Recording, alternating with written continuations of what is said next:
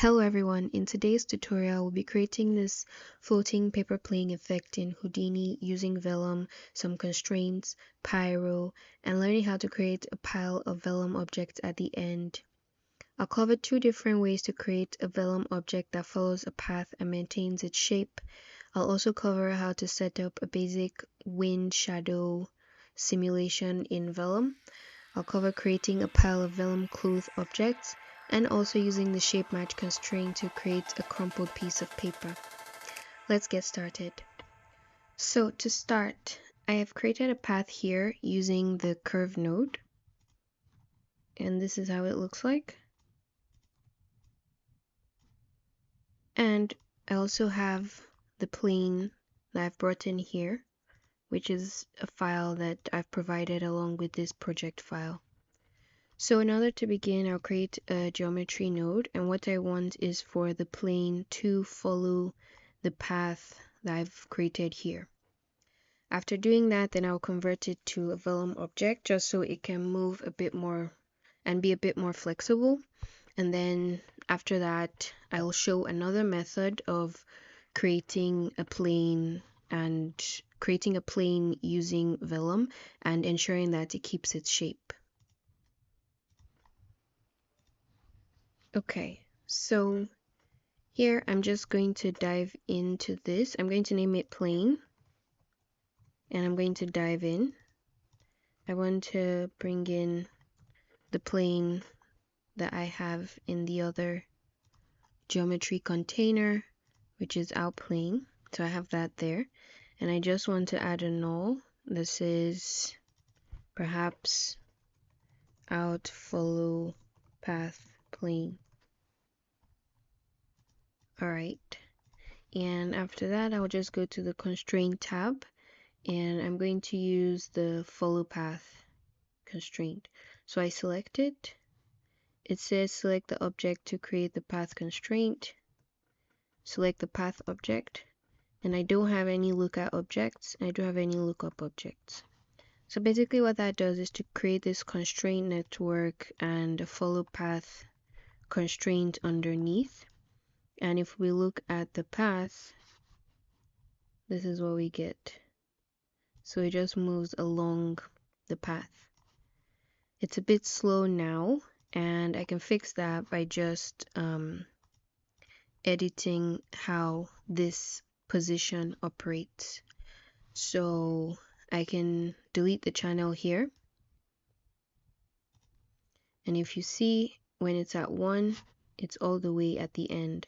So I can set it to be at about 48 to be 1, and I can set at 1 to be 0. So that way if I click play, it just moves smoothly. I can also change this.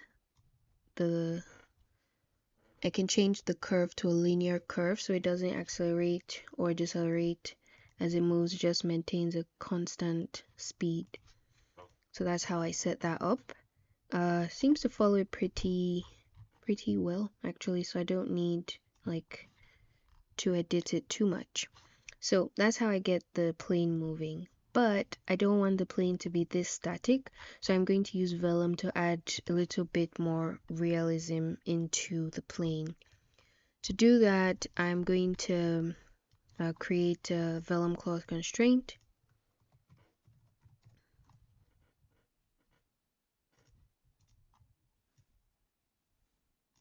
I'll set this here. I'm just going to turn off the path. So that's how it looks like there, and I normally like to switch my Vellum constraint a bit to and edit the mass and the thickness. So I like to use this set uniform, and I can just visualize how thick it is. So that's how it looks like now, and I can just make it a bit bigger, 0.02. Yep. Alright, and after that I'm just going to set a Vellum solver. But before that, I'm going to put a remesh node, simply because if I convert it to Vellum with the details that it has now, it's going to be much slower. So I can set a remesh node so I can move a bit quicker. And I can set this to maybe 0.419, so that will make it less heavy to operate. And after that, I can just set Vellum solver here.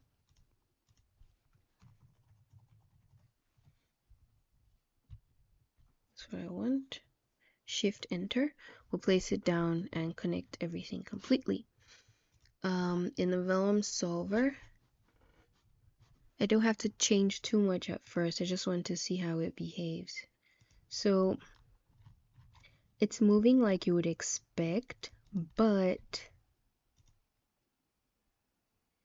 I don't want these parts to be affected as the bottom of the plane. I mostly want the edges of the plane to be affected and not like everything from the bottom. So in order to do that, I'm going to have to tweak some of the parameters that the vellum cloth uses. And those parameters are called stretch stiffness and bend stiffness.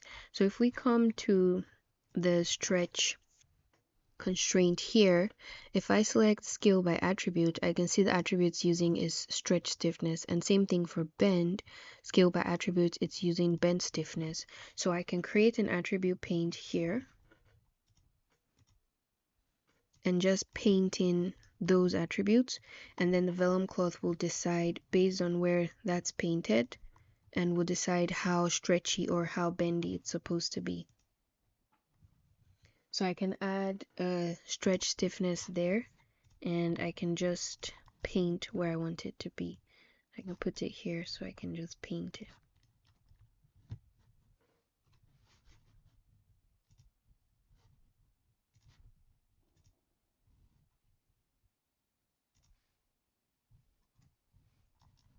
Okay. Yep. Alright. So I'll paint the bottom here. I don't want this part to be affected at all. And then when I come to the wings, I don't want it to be completely zero. So I can reduce the opacity and I just paint that like that. Gives a bit more of a better transition. Alright, so that's how that is. And I can create another attribute paint and do that for the bend stiffness as well. I'll just copy that bend stiffness.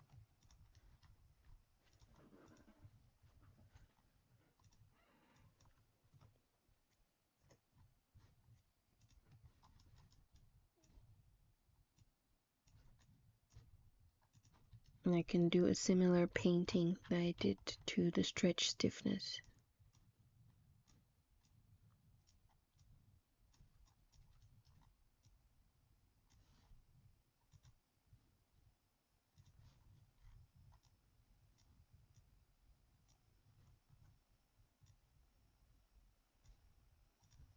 Reduce the opacity and then just complete that paint there. Yep. Alright, so if I bring this into the vellum cloth now and I take a look at my geometry spreadsheet, I can see the bend stiffness varies as well as the stretch stiffness. And I can affect some of the values here as well. So for the bend, I want it to be bendy, but not this bendy. I can set this to something like 100. And for the stretchiness, I don't really want it to stretch as much. So I'm just going to take that up a bit more. And then I will evaluate how it looks like after. One thing I need to remember to do is to take out this gravity because I don't want it to fall. I just want it to maintain the motion that it has, and I can add a little bit more wind here. Maybe set this to something like 2 just so that it moves a bit better. So what I get is a plane that looks a bit more like paper because it moves as it's going with the path. This is how it looked like before, and this is how it looks like now. Not a big change, but something that is not as rigid as before. To make it a bit more flexible, I can remove some of the bend stiffness and stretch stiffness by editing the attribute paint, but for now this is fine for what I need. And then finally I just want to add a point deform so that I can get back my highly detailed mesh. I just put that in the mesh to deform, and here I can add a time shift.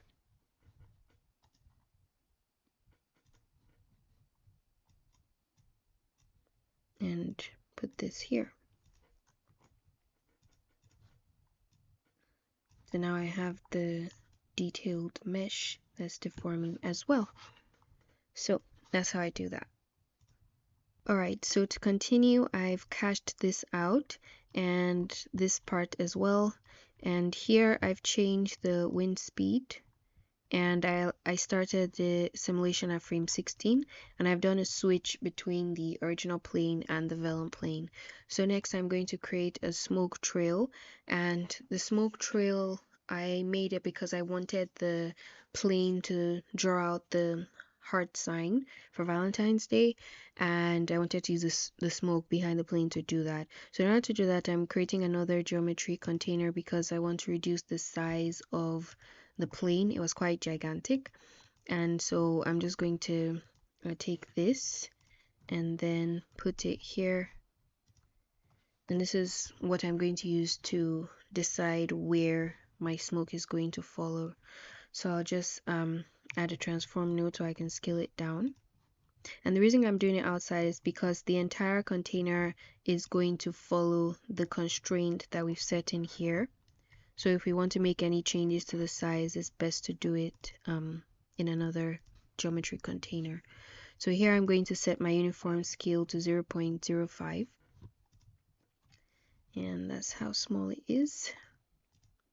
One small thing you should remember to change is to change this transform into this object, otherwise the plane doesn't move as you would expect. So I believe now I should be able to see it move across. Yep.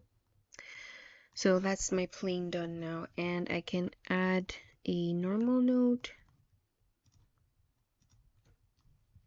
point velocity, and a null, which would be out render plane 1. The smoke setup I used it for scene 2 and scene 3 is the same setup I used for all 3 scenes. So I'm just going to show the setup for one of them, and after that we'll move on to the leaves where I use wind shadow. So for the smoke trail, I just want to create another geometry container, which is going to be called smoke trail 1.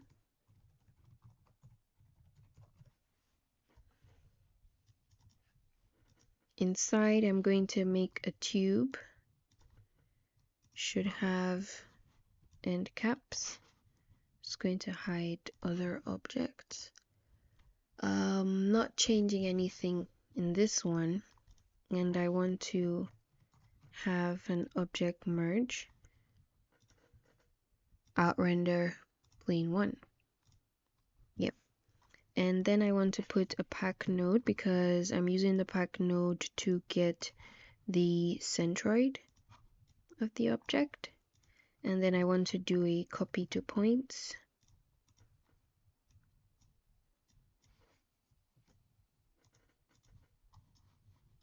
That.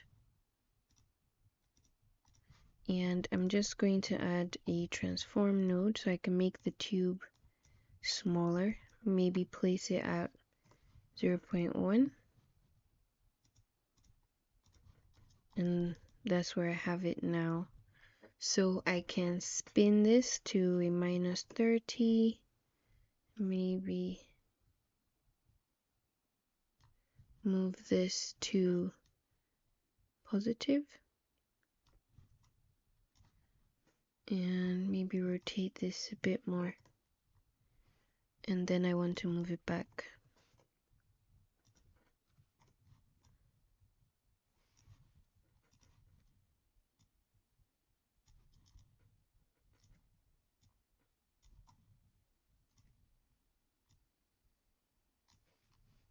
Right, so now I have a tube that's going to follow the plane as it moves. After this, I just want to create a scatter node to source my smoke. The scatter, I don't want too many points, so I'm just going to set this to 100. I'm going to create an attribute adjust float, which is going to be called D. I want to change the operation to set always and the pattern type to a noise. And I just want to view the attribute. So that's how it looks like. And I'm going to change this, push this a bit more to this side. That's how it changes the attribute. So maybe around here. And I want to change the noise pattern, the element size to 0.03. So it's smaller. Just put that in camp 3, and then I can follow how it's moving. Yep. So that's what I want. And then I want to delete some points. So I'll set another blast node. Oh, before I do that, I should animate the noise so it moves. Yeah. So then the noise moves on every frame. And so when I delete the noise, it's going to delete the points over a period of time. So it won't always have the same points deleted. So for the blast node, I'm going to set it to at D is less than 0.3. And I want to set this to points. So it will delete different points over time. After which I'm going to make a trail node, and the reason for this is the plane moves really fast and it's going to cause stepping in the smoke. So in order to reduce that, I'm just going to increase this trail length and then set the trail increment to something like 0.59. So that way I have more of points that are being generated over a period of time, and it will allow for less stepping. Next, I'm going to add another trail node to calculate the velocity. And then I'll just leave that as is. Now we're moving to the fun part, which is to make a pyro source.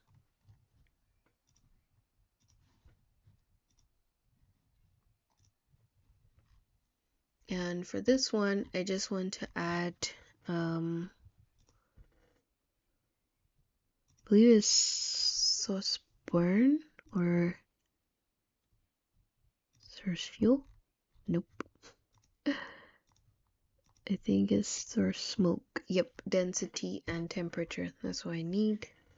Just going to turn off the visualization there, and then after that, I'm just going to set the density and temperature to the attribute I already created before, which is D. So right now, if I look at density, this is how density looks. It's very uniform, and that will be the same thing for the temperature as well. Just gonna move this here. Yep, so density and temperature look pretty much the same. So to change that, I'll just say at temperature is equal to at D, and that will give it a variation in what it is. And I'll do the same thing for density.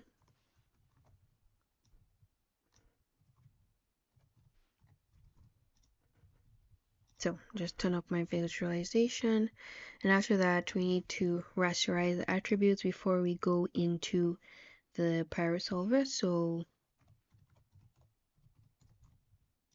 volume rasterize attributes, and I want to rasterize the attributes here: density, temperature, and V. For the voxel size, I set that to 0.02, and I don't think I changed anything else here. So with that, I can now set up my pyro solver.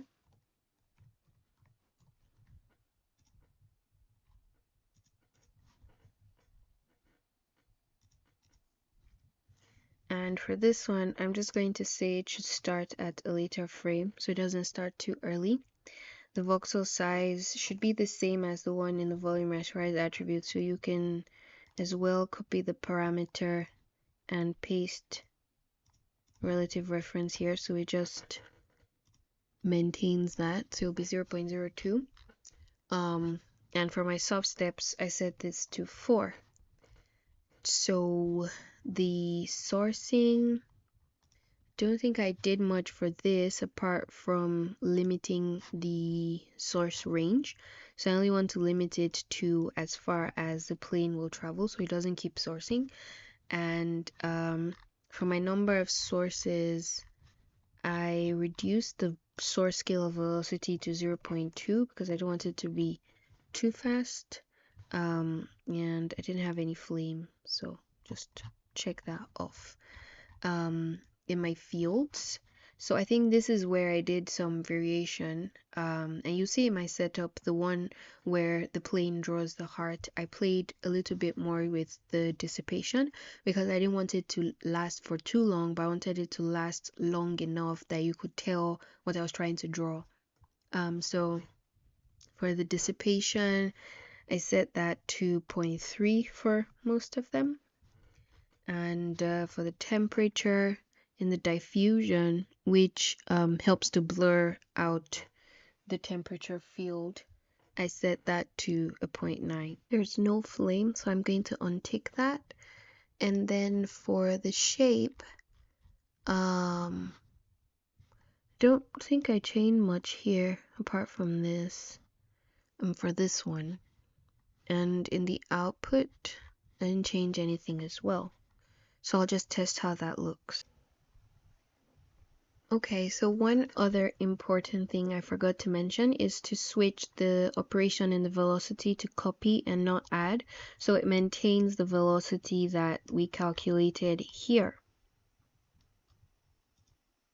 So with doing that, this is what we get: the plane and the trail of smoke at the back.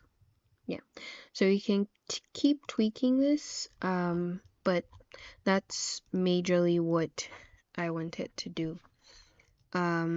So after this, I just cached it, and I have a system for caching, but that you can find it in my project file. So at the end of this, I can just put a null, and this will read as out smoke trail 1. Alright, so the last thing that I'm to do is to make the leaves and use the wind shadow with that.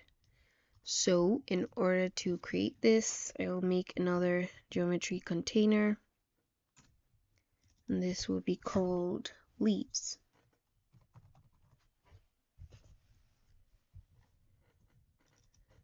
So here I just want to make a file node for my leaves.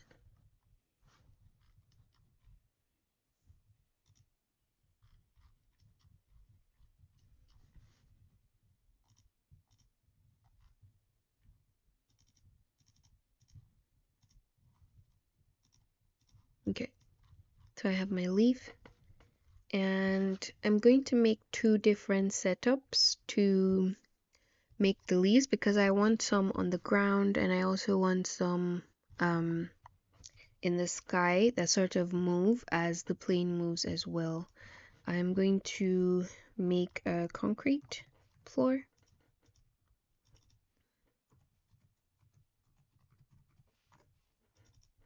And here I'll just drop a grid.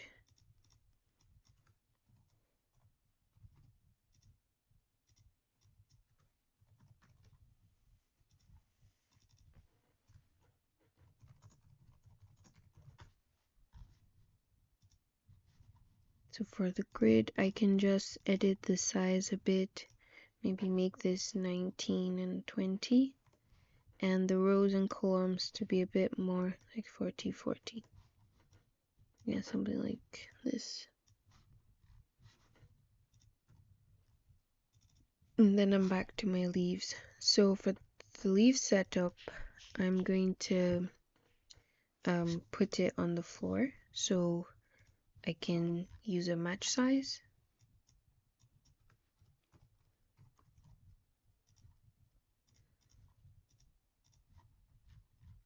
Just know that no part of it is below the axis. And then I want to create another grid here. This grid, I want it to be rotated a bit relative to where the plane will be coming from. So I'll just close that.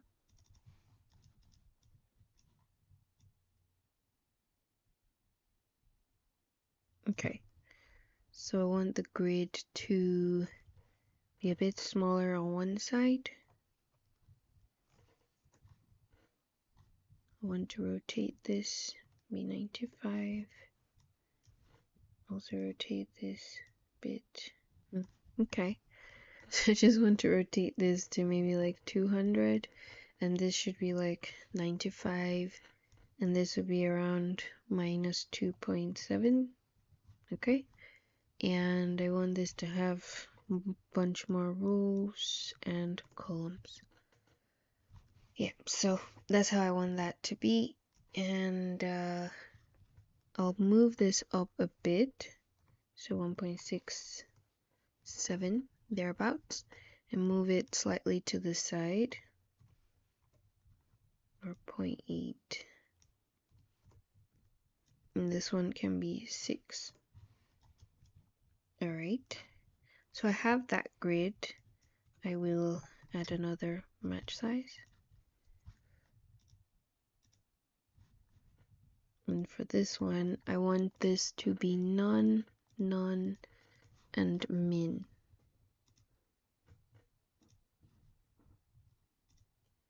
And next I want to add a mounting node so that all the leaves aren't just in one place.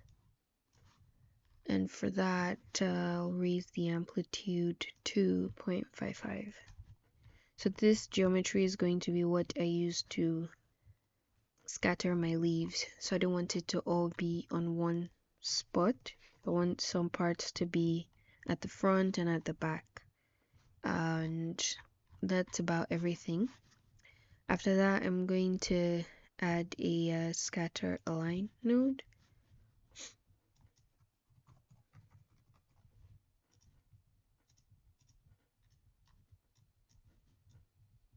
Looks nice. And for the points, I'm just going to do number of points and set this to about 20 points, not too many points. On the point generation, I want my relax iteration to be 4, and I want to remove any overlapping points, but not every single overlapping point. So something like that. Then I can do a copy to points.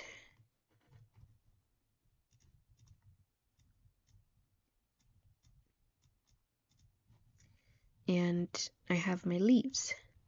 So in order to add a bit more variation, I'm going to randomize the orient, which is 4 dimensions. So I have my leaves like that. And I also want to change the scale of the leaves. So this should be P scale. And to do that, I'll set the global scale to 0.3. I don't want them to be too gigantic. And the dimensions are fine as 1. So the minimum value shouldn't be 0. I'm going to set that to 0.08 just so there's no leaf that's 0. And then finally, I'm going to add an enumerate. And this is just for coloring later. I'll set that to points, and it's the index. So from here, I can set a vellum cloth node that I will use for my leaves, and I'll just put that here.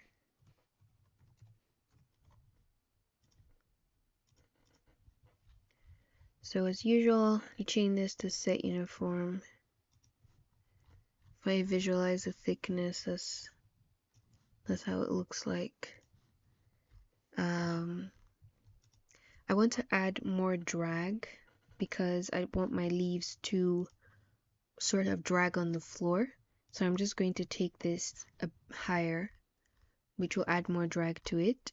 And then for the stretch, I want to take my compression stiffness up, which will just allow it to have a nicer bend or stretchiness to it, and sort of stick to that the new position that is set. So it makes the cloth a bit more fluid looking than stiff. And for my bend stiffness, I don't want it to be that bendy, so I'll set it to something like 1000. After that, I just set my Vellum solver.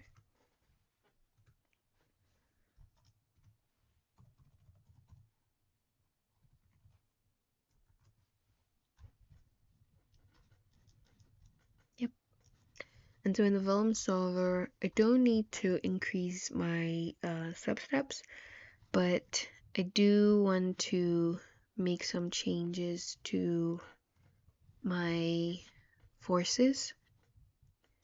I want to add a bit of velocity damping, like 0.2. And I did make a switch between the built-in wind that was available, and I did that with by just doing some keyframes.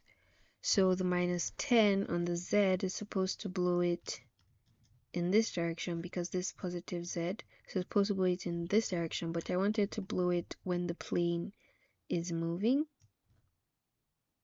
So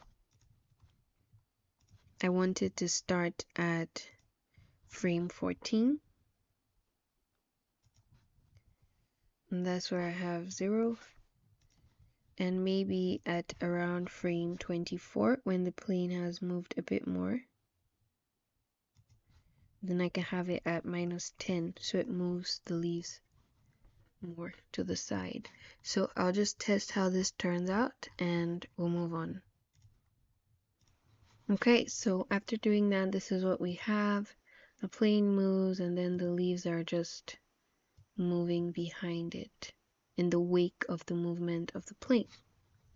So we have that setup, and I just created another setup which is more on the floor using the same technique. So I'll just speed through that second setup as it's the exact same as this one.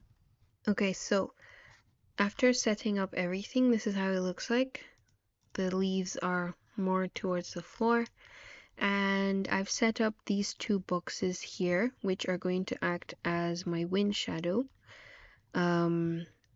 For the vellum cloth, the setup is basically the same as the initial, and for the vellum solver, I've set up the start frame to be -35 so all the leaves can fall on the floor first.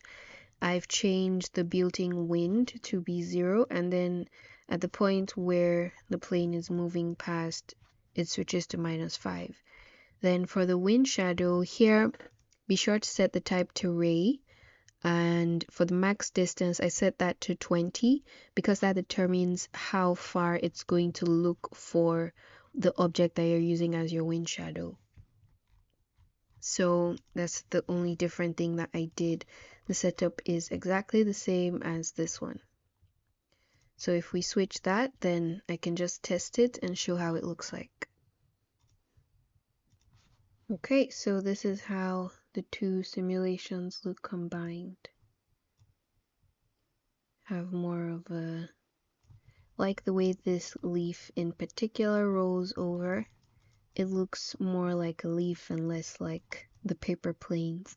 So you can see how just changing a couple of settings will give you different properties for like a paper plane and also for leaves.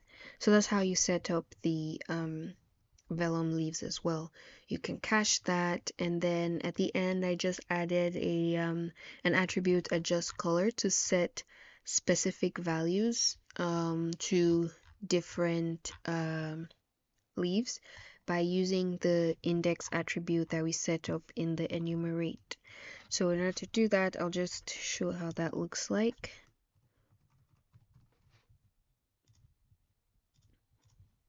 So we have the attribute adjust color. I want to set the pattern type to random and the range of values. I want to set the range of values to specific values. So let's say I have like purple and we have a pink one and have like a light blue one, so it's more distinct. And then I want to set the random by a custom attribute, which is index. So if we can see, some of them are purple, some are pink, and some are blue, and it's very random. So that's how you set everything up. And then I'll just add a null here that says out leaves. All right, so that's the setup for the first scene. There's just all of this. Okay, so the second setup is going to show another method to creating a vellum object that follows a path and still maintains that path while bearing some more variation in the bend or the stretch stiffness. And to do that, I'm going to use the Carve tool. So let's move on from scene 1 and create an object, a geometry container.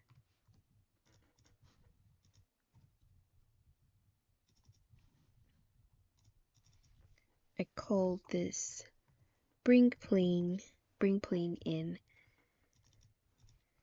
We're going to have an object merge, bring it from the initial paper plane, and then I want to transform it this time before I do any changes to the curve. So I want this to be at a 0.05, and then I want to add a null for outlove trail. Right. After this, I'm going to go out and create another geometry container. I'm just going to say plane and path. So in here, I can place my curve node and I can place my plane. So I can say object merge.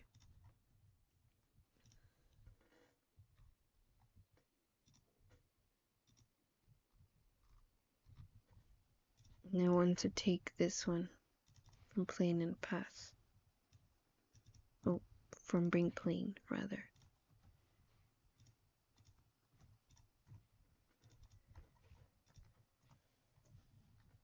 Right. Don't have to do anything to it yet. Can just leave it like this for now and add a null.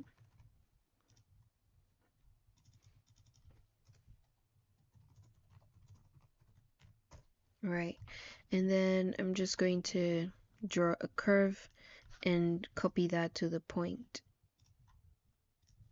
Alright, so this is the love curve, very beautiful. And next I'll add a resample node. Just look at the points available. We add a resample. I'm using maximum segment length. And I also want to treat the polygon as subdivision curves.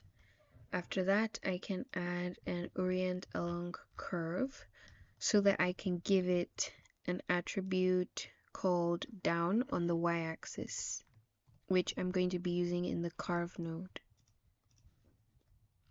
So here I want to name that down.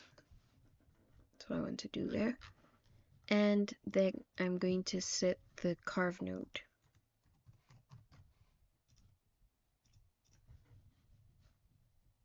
So if we see the first U draws the Carve node for us. So for this one, I want to set it to extract the point.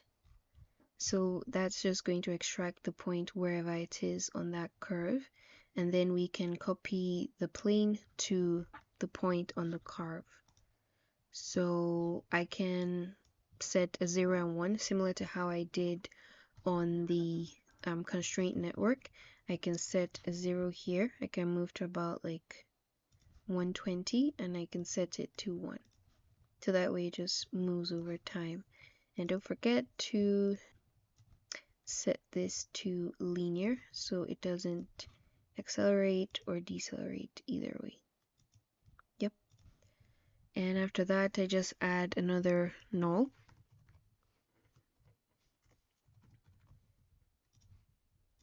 I call this out path. I can set a copy to points.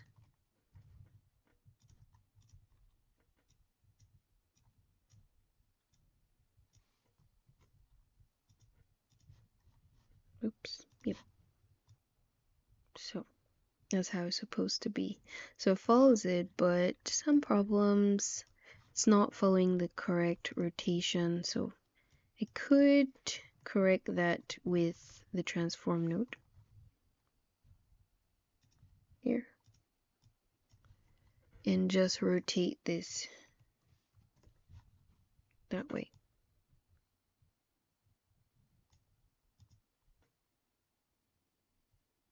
Yep. So that's how it looks right now. And then I can do the same thing with the stretch stiffness, the bend stiffness, and place all of that into the vellum cloth. So I'm going to set that up and then come back with the next constraint that we need to maintain the shape. Alright, so we've cached that and I've painted the stretch stiffness and the bend stiffness as well. Yep. After this, we need a vellum cloth constraint again.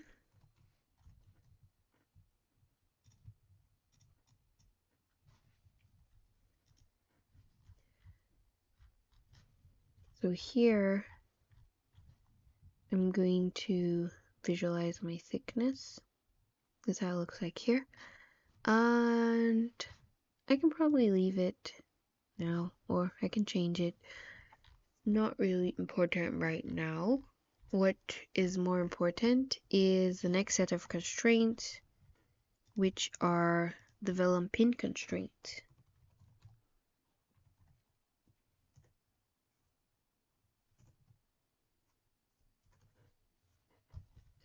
So I want to change that from distance to pin to target. And basically what this does is to create some internal constraints that will hold everything in place. I do want to select match animation, so it's going to be forced to maintain the animation that we've set for it before.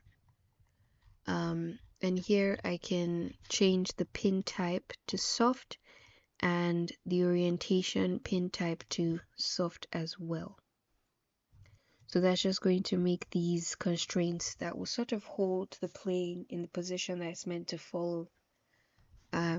Yeah, so I can change this as well, the stiffness to scale by attribute, and the bend as well to scale by attribute. And this would be set to something like 100.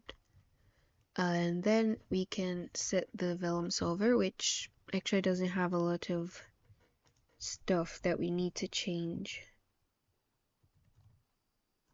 Shift enter. I'll just test this and see how it looks. Alright, so this is just after a couple of frames. We can see the movement that's going on in the plane. It's adapting to the wind. It's moving properly. This was how it looked like before. No change, just straight, and now it looks like an actual object that's moving. Alright, so if we're setting up the shape match plane, I've brought the plane here, transformed it, and put a null. So same as always. And now I'm going to remesh it before I create the constraints, just so it's easier to work with.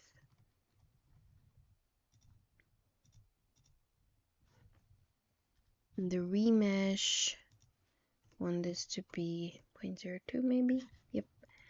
So this is as far as I can go. Next, I add a vellum cloth node.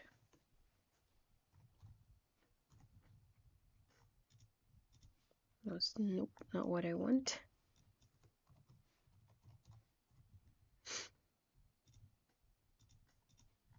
Okay. In vellum cloth, I want to visualize my thickness. Set uniform, and change this to 0.03. So something like that. I'm not changing much anywhere else. But the next thing I need to do is to add the collision. So I'm going to use a wall that I've set up here. This is how the wall looks like.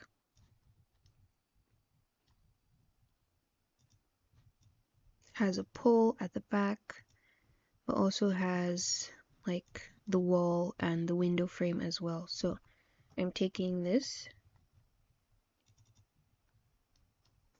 I want to set this one here. So that will be our collision.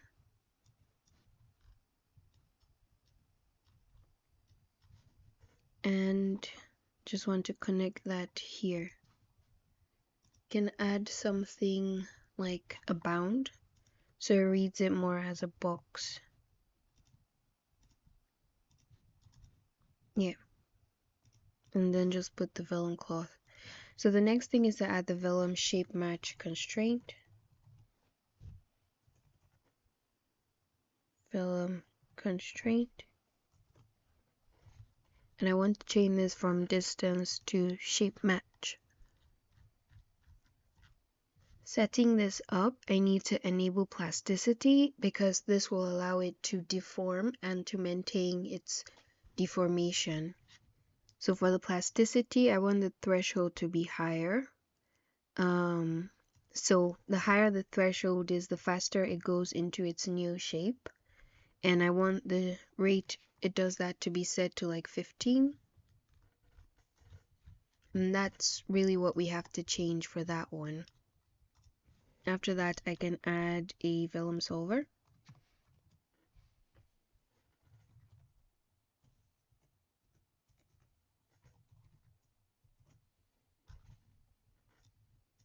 Here. And I want to increase the time scale. With shape match, you actually need like it depends on how fast your object is moving, but my object was moving pretty fast, so I set the time scale to 5. And for the forces, I don't want to have gravity at the beginning, so at around frame 13, I want my gravity to be 0.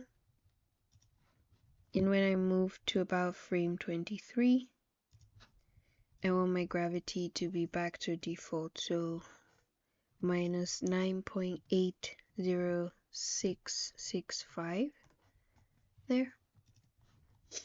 And I want to add some velocity damping, 0.05. And for the advanced tab, I want to change this motion so it allows for a wider range of acceleration. I change that to 100.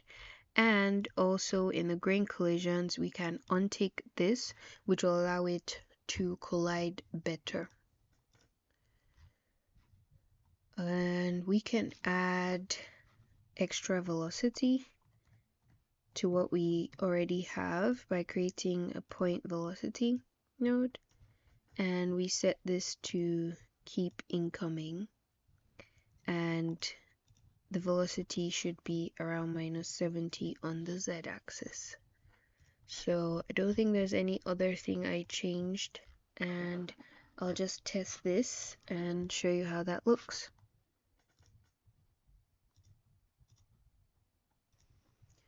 Alright, so this is how it turned out. I changed the substeps to 5 and timescale to 5 as well. And this is how it approaches the wall. It's a bit fast. But this is how it looks when it's been deformed. And we can get back our good geometry by setting a point deform at the end. And that's how you set up your shape match. Next, I'll be showing this vellum target path, which is what I used to create the curtains I have in my scene. And in order to do that, I'll set a UV unwrap first. And then I can transform what I have up.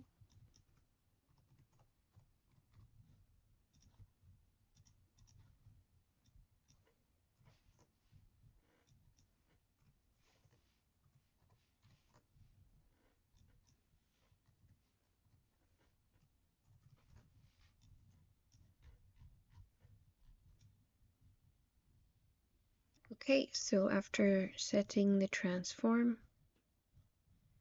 then we can create a group.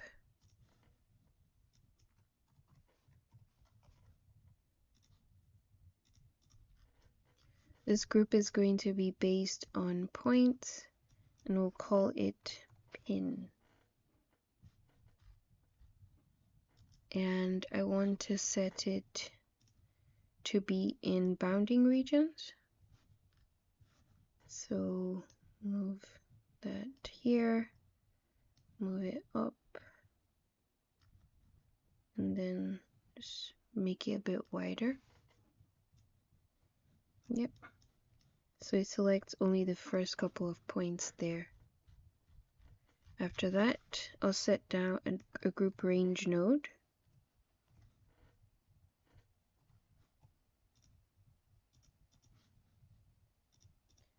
And that's going to be based on the pin, on points, intersect with existing, and I want to set a range filter. So every one of 4, and offset it by -1. So it's going to leave the last point empty. After that, we can create a vellum cloth node.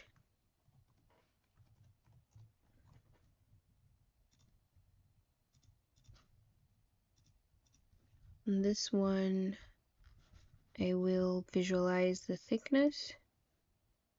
I want to change this to set uniform, change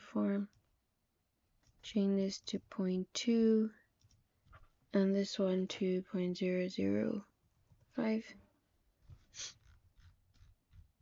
And for the stretch, we can reduce the damping ratio to 0.01. After that, we create a vellum constraint for pins, pin to target. Oh, nope. No.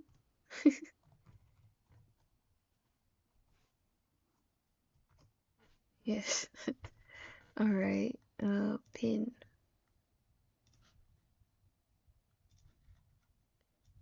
And I want to set this to points with the group pin. So it's going to use that to pin everything together. And I want to set it to match animation. After that, we can make our vellum solver.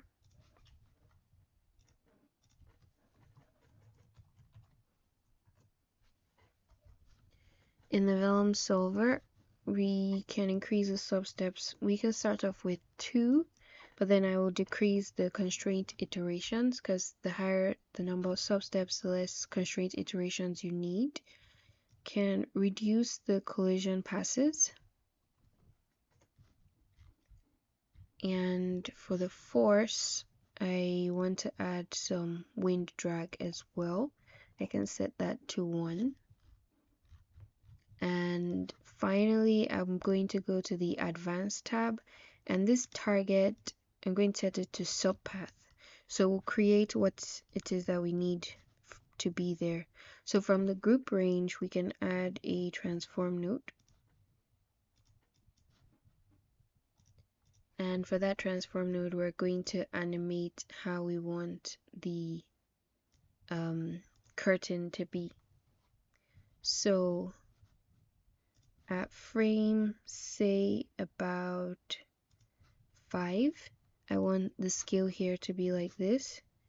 And at frame 48, I want to reduce the scale here to 0.5. So it's going to move like that. And then I want to set the null here to out target vellum. So it's this that we're going to set as the target path here. So what it's going to do is going to target that and then going to solve for that position over time. I don't think I changed any other thing here, so I'll just test this out and we'll check it out. Okay, so this is the result we have.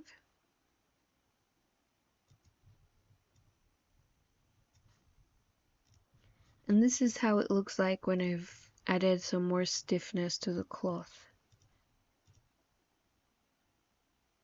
So you can look for a frame that's like the most stable out of everything that you want. You can add more of a damp so it moves more slowly. And that's how you set the target path in the vellum solver. After this, we can add a vellum post process just to add some more smoothness to what we already have.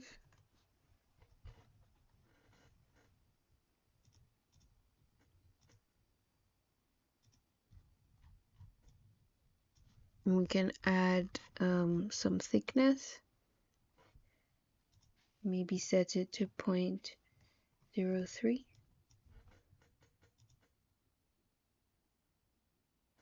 And so that's how it's going to look like as actual cloth. All right. Finally, to end the tutorial, I'm going to talk about how to set up a pile of vellum planes, which is going to catch the plane as it falls. The actual falling plane is set up by a simple vellum cloth configuration and gravity. So for the falling planes, that's something different. So I'm going to create an object merge again. I'm bringing my plane from paper airplane. Yep. I'm going to set a transform.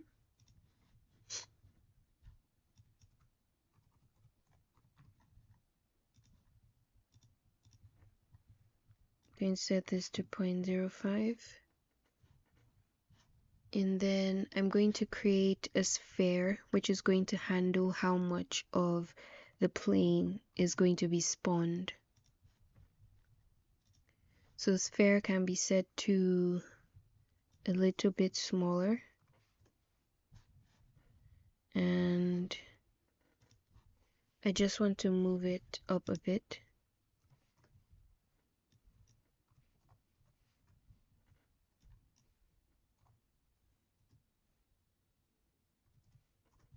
Yep, so thereabouts. Next, I want to scatter some points.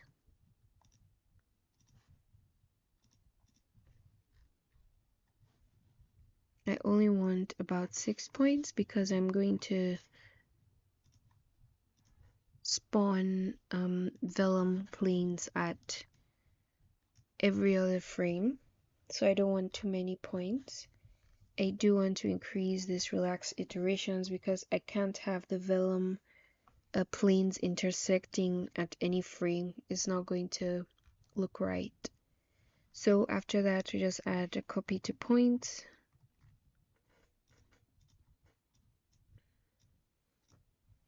And then I want to add attribute randomize.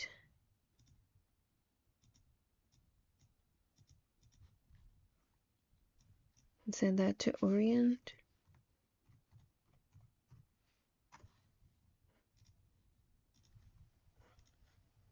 And of course, orient is 4 dimensions.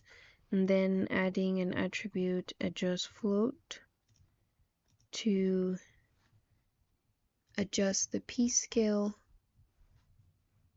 set the operation to set always and the pattern type to random, and then I would just want a very slight variation between each of the points. Can add more of a variation to the fall off like that, and then just copy that to points. So we can change the seed here, whichever one we want. I like this because it's a bit more spaced out. Yep. After that, we can remesh everything.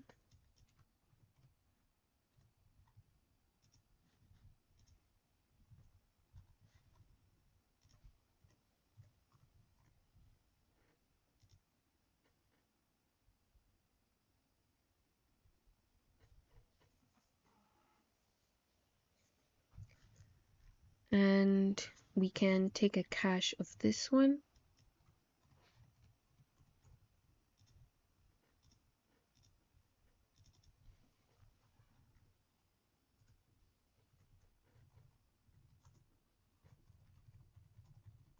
I already have a cache of this, so I'm just going to select load from disk, this one, and it's init underscore fallen planes, and it's not a time dependent cache. So that's how mine looks.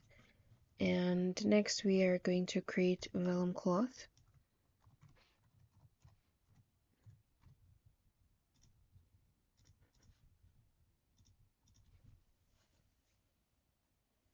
For this one, I don't want it to stretch at all. And I also want to change this again.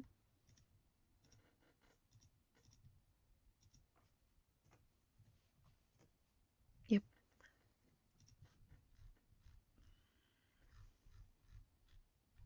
And for the bend, I'm just going to set this to about 100. Alright, then next I'm going to add a shape match constraint.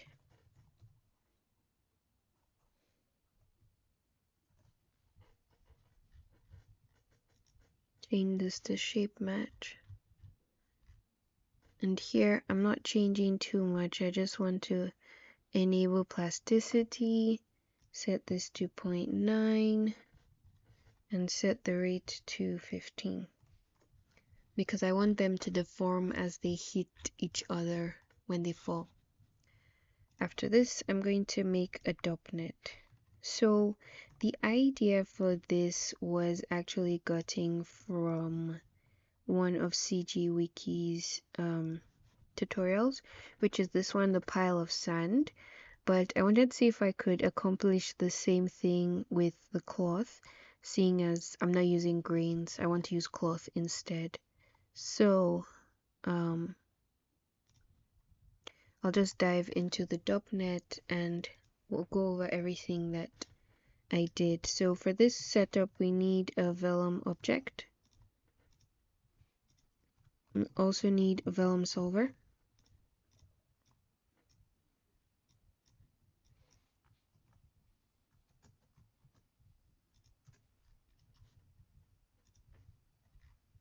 And I'll just tick in the Vellum object to display constraints as well. And then we want to have a Vellum source that's plugged right into this part. So for the Vellum source, we just type the OP input path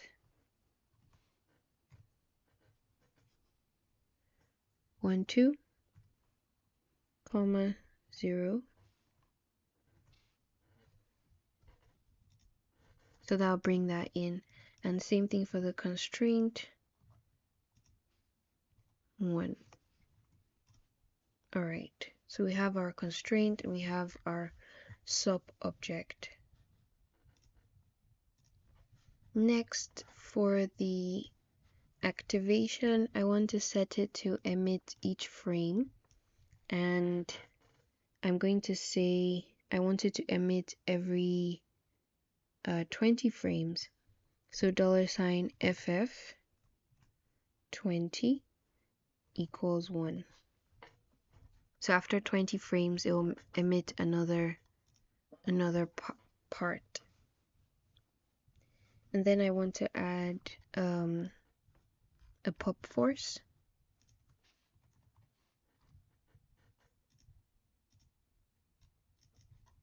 I set this to be -10, so similar to how strong gravity is, just extra force to push it down towards the ground. And this doesn't need to be too crazy. Yeah. And then after that, just put a gravity node.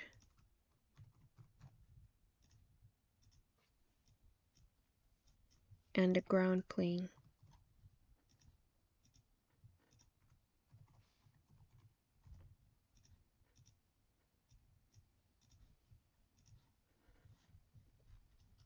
So I'm going to test this, but I need to make some changes in the Vellum solver first. So in the command tab for the Vellum solver, I'm going to increase the sub steps to 4. First, because I'm using shape match, and also I wanted to have enough time to calculate what I need. I'll add more to the layer shock here. Static threshold, I'll increase that and increase this as well. This will help it to stop once it hits. And in the advanced tab, what I want to do is to go to the sleeping and enable auto sleep. The velocity threshold I set was 1. If I went above 1, then it meant that before the configure cloth had time to fall, then it will stop because the velocity threshold that is needed to go into auto sleep is too high. But I found that setting for 1 was still okay. So it would fall, it would hit each other, and then it would just go to sleep. So I found that helped to reduce the sliding. And also I believe in the grain collisions, you can untick enable mass shock as well. But what really helped was the auto sleep. That helped to stop everything. So I think that's about it. I'm going to test this out and then we'll see how that turns out. A quick point, if you don't see the constraints coming in, that's because they didn't come in. So remember to connect this constraint to your .NET. So I'm going to test it out again and see how that works. Okay, so in this setup that I've just done, it seems the auto sleep might be too high. And what I've done is to create this attribute wrangle to show me which objects have stopped and which objects haven't stopped.